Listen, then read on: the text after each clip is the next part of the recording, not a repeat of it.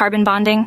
Carbon atoms can form single, double, or triple bonds with other carbon atoms or other elements, such as hydrogen, oxygen, nitrogen, and halogens. Functional groups.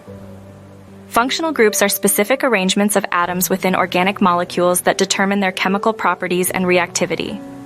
Examples include alcohols, aldehydes, ketones, carboxylic acids, amines, and ethers.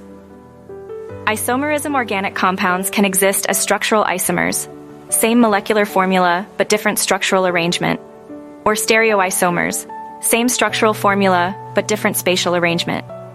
Hydrocarbons.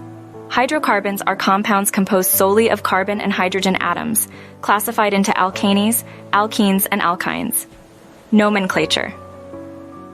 The IUPAC system is used to systematically name organic compounds based on their structure. Reaction mechanisms.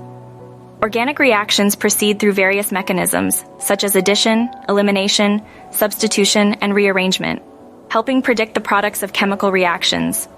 Acidity and basicity.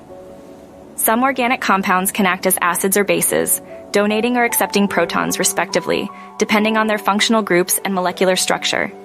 Stereochemistry.